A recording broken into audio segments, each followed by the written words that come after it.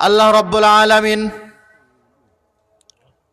কুরআনুল কারীমের মধ্যে বলেন, ইউরিদুনা লিইউতফিউ নূরাল্লাহি বিআফওয়াহিহিম ওয়াল্লাহু মুতিম্মু নূরিহি ওয়ালাউ কারিহাল কাফিরুন। কাফেররা চায় দুনিয়ার থেকে রবের দিনকে তাদের মুখের ফু দিয়ে নিভিয়ে দিবে, কিন্তু রবের দিন কখনো কেউ নিজের মুখের ফু দিয়ে, কখনো নিজের শক্তি দিয়ে রবের দিনকে কখনো দুনিয়ার থেকে নিভিয়ে দিতে পারবে না। কেউ কখনো পারবে না। পৃথিবীতে আল্লাহ রাব্বুল আলামিন যখন যেই নবীকে পাঠিয়েছেন, যেই নবীকে যেই দিন দিয়ে পাঠিয়েছেন, ওই সময়ের সমসাময়িক শক্তি যারা ছিল, ক্ষমতাশীল ধনী, এই সমস্ত মানুষরা যারা নিজেদের ক্ষমতা দেখিয়ে আল্লাহ পাকের দিনকে নিভিয়ে দেওয়ার চেষ্টা করেছিল, আল্লাহ পাক রব্বুল আলামিন তাদের চেষ্টাকে একেবারে নস্যাৎ করে দিয়েছেন। তাদের চেষ্টায় তারা কখনো কামিয়াব অর্জন করতে পারে নাই। এখন বর্তমানে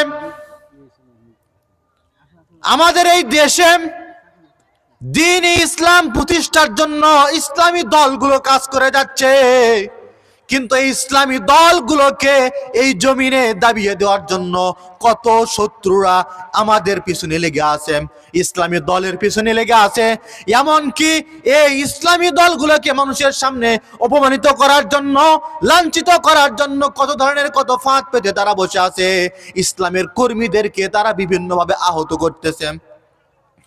বর্তমান সময়ে ফ্যাসিবাদী সরকারের যেই দোসররা এখনো পর্যন্ত বাংলাদেশে অবস্থান করতেছে, আর যারা আগামীতে ক্ষমতায় আসার জন্য নিজের ক্ষমতার অপব্যবহার করে ইসলামপন্থী মানুষদেরকে হত্যা করার চেষ্টা করতেছে বিভিন্নভাবে, তাদের চেষ্টায় তারা কখনো কামিয়াবি অর্জন করতে পারবে না। কয়েকদিন আগে জুলাই যুদ্ধে দ্বীনের একজন কর্মীকে, উসমান হাদি যার নাম, পিছন দিক থেকে গুলি করে তার মাথার খুলিকে তারা নষ্ট করে দিয়েছে। এখন সে চিকিৎসাধীন আছে। একটা কথা বলতে চাই, তোমরা যারা আমার এই দেশে দ্বীন প্রতিষ্ঠা করার থেকে ইসলামপন্থীদেরকে বাধা দিতে চাচ্ছ, এক হাদিকে কেন, যদি আমার দেশের প্রত্যেক ইসলামপন্থীকে যদি তোমরা হত্যা করো, এরপরও আল্লাহর জমিনে আল্লাহর দ্বীন প্রতিষ্ঠা করতে তোমরা কখনো ঠেকাইতে পারবে না। ঠিক কিনা? ফিরাউন স্বপ্নে দেখলো যে তার বনি ইসরায়েলের একজন সন্তান জন্মগ্রহণ করবে, আর সেই সন্তানের মাধ্যমে তার রাজত্বটাকে সে ধ্বংস করে দিবে, তার রাজত্ব ধ্বংস হয়ে যাবে।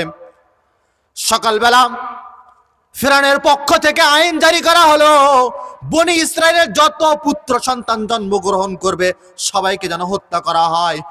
ফিরাউনের এই একটা আদেশে ওই সময় যত গর্ভধারিণী নারী ছিল, ওই নারীদের পেট চিরে দেখা হয়েছে, যে ছেলে তার পেটে যে সন্তান আছে ছেলে নামিয়ে। তাফসীরের মধ্যে আসছে, ফিরাউনের এই আদেশে বনি ইসরায়েলের 40 থেকে 70 হাজার পুরুষ সন্তানকে তারা হত্যা করেছে। কিন্তু বলুন তো, এই সন্তান হত্যা করার পরেও কি মুসা আলাইহিস সালামকে যে দিন দিয়ে আল্লাহ পাক পাঠাবেন সেটা কি ঠেকাইতে পারছে? ঠেকাইতে পারছে? অথচ যেই মুসা আলাইহিস সালামকে হত্যা করার জন্য এত কিছু করলো ফিরাউন, আল্লাহ পাকের কি খেলা, ওই ফিরাউনের ঘরে মুসা আলাইহিস সালামকে বড় করলেন, আবার তার মাধ্যমে তার রাজত্বকে ধ্বংস করে দিলেন। এই জন্য মুসলমান ভাইরা আমার, আপনি যদি দ্বীনের পক্ষে থাকেন, ইসলামের পক্ষে যদি আপনি থাকেন, আর যদি না থাকেন, এতে আল্লাহ পাকের কোনো যায় আসে না।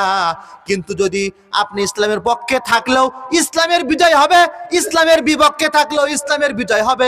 কিন্তু কথা হলো, আপনি যদি নিজেকে মুসলমান বলে দাবি করেন, আর যদি ইসলামের পক্ষে থেকে না থাকেন, তাহলে কিয়ামতের ময়দানে আল্লাহ পাক রব্বুল আলামিনের হাবিব মুহাম্মদ সাল্লাল্লাহু আলাইহি সাল্লামের সুপারিশ ছাড়া কেউ কখনো জান্নাতে যেতে পারবে না। নবীজি সাল্লাল্লাহু আলাইহি সাল্লাম তাকে যখন দিন দিয়ে পাঠানো হয়েছে। শত্রুতা মুহাম্মদ সাল্লাল্লাহু আলাইহি সাল্লামের চাচা, আপন চাচা নাম কি? মুহাম্মদ সাল্লাল্লাহু আলাইহি সাল্লামের আব্দুল মুত্তালিবের 10 জন সন্তান, মুহাম্মদ সাল্লাল্লাহু আলাইহি সাল্লামের চাচা 10 জন। 10 জন চাচার ভিতরে এই 10 জন চাচার মধ্যে 3টা ভাগ আছে। এক ভাগ যারা নবীজির নবুয়তের পূর্বেও নবীকে ভালোবেসেছে, নবীজির নবুয়তের পরেও নবীকে ভালোবেসে ঈমান এনে ঈমান অবস্থায় মৃত্যুবরণ করেছে, এটা হচ্ছে এক প্রকার।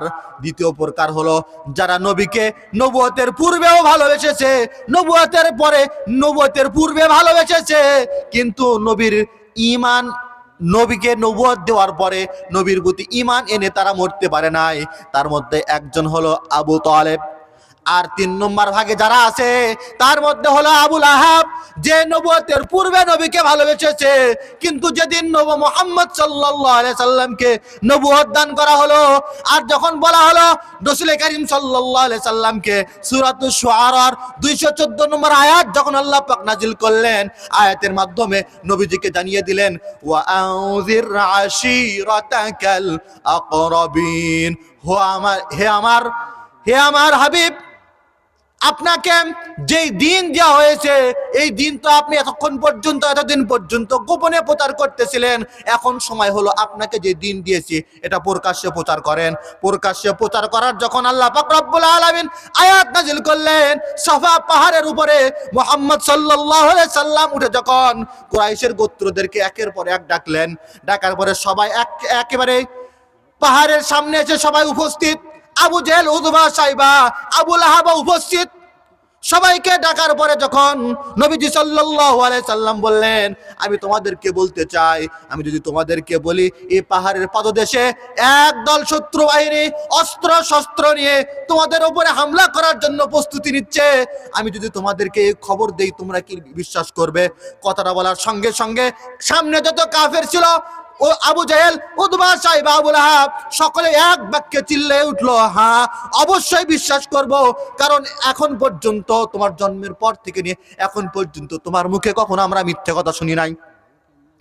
এই কথাটা বলার পরে সবাইকে উদ্দেশ্য করে বললেন, ইয়া আইয়ুহান নাস কুলু লা ইলাহা ইল্লাল্লাহ তুফলিহুন, হে মানব সবল লোক সকল তোমরা শোনো, তোমাদেরকে এক আল্লাহর দাওয়াত দেওয়ার জন্য আসছি। এই যে মূর্তিকে তোমরা সামনে নিয়ে পূজা করতেছো, সিজদা করতেছো, এই মূর্তিগুলোকে ঠেলে ফেলে দাও, আর এই কাবা ঘরকে তোমরা কাবা ঘরের মালিক যিনি রব্বুল আলামিন তার সামনে তোমরা সিজদা করো। এই কথা যখন বলেছে কেউ কোনো উত্তর দিল না, কেউ কোনো বাধা দিল না। সর্বপ্রথম আপন চাচা আবু লাহাব এক বাক্যে বলে উঠলো, তাব্বান লাকা আলিহাযা জামাতানা, হে মুহাম্মদ, আজ তুমি আমাদেরকে এই জন্যই কি এখানে ডেকেছ? তুমি কি আমাদেরকে এই জন্যই ডেকেছ? এই কথা বলে পাথর নিচ থেকে একটা পাথর উঠিয়ে মুহাম্মদ সাল্লাল্লাহু আলাইহি সাল্লামের দিকে নিক্ষেপ করেছে। আবু লাহাব নবীজিকে ধ্বংস হওয়ার জন্য কথাটা বলেছে, তাব্বাল্লাকা মুহাম্মদ, তুমি ধ্বংস হও। আল্লাহ পাক রব্বুল আলামিন নিজের সাথে শিরিক হওয়াটাকে সহ্য করেন, মেনে নেন, দুনিয়াতে তাকে শাস্তি দেন না। কিন্তু আল্লাহর হাবিবের সাথে যদি কেউ কখনো বেয়াদবি করে, নিজের হাবিবকে যদি কেউ কষ্ট দেয়, আল্লাহ পাক সহ্য করতে পারেন না, সঙ্গে সঙ্গে আল্লাহ পাক তার উপরে আযাব নাজিল করে দেন।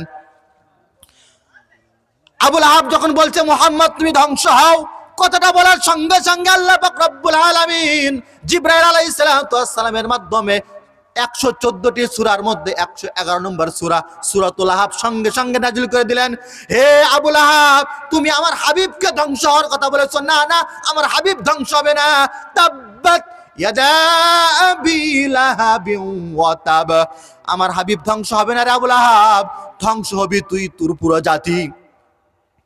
আবু লাহাব আমার নবীকে বলেছিল, যখন নবী সাল্লাল্লাহু আলাইহি সাল্লামের দ্বিতীয় সন্তান আব্দুল্লাহ মারা যায়, আবু লাহাব তখন বলেছিল যে মুহাম্মদ তো লেজ কাটা, বংশহীন, তার বংশ নির্বংশ, তার বংশ নাই। কিন্তু আল্লাহ রাব্বুল আলামিন সূরাতুল কাউসারের 3 নম্বর আয়াত নাযিল করে দিলেন, ইন্না শানিআকা হুয়াল আবতার, হে নবী আপনাকে আবু লাহাব বলতেছে আপনি নির্বংশ, না না আপনার বংশ কিয়ামত পর্যন্ত থাকবে, কিন্তু আবু লাহাবের বংশের চিহ্ন থাকবে না। এখনো পর্যন্ত আওলাদের রাসূল আছে না নাই? আছে না নাই? কিন্তু আবু লাহাবের কোনো চিহ্ন আছে? আছে। ঠিক সেই রকম ভাবে এখনো যারা আগামীতে ক্ষমতায় আসার জন্য ইসলামপন্থী মানুষদেরকে হত্যা করতেছে, চাঁদাবাজি করতেছে, রাস্তায় ফেলে পাথর দিয়ে মাথা থেতলিয়ে দিচ্ছে, ইসলাম যেন ক্ষমতায় না আসতে পারে, তারা কখনো তাদের চক্রান্তে তারা কখনো সফলতা অর্জন করতে পারবে না। ইসলাম এই দেশে কায়েম হবে ইনশাআল্লাহ।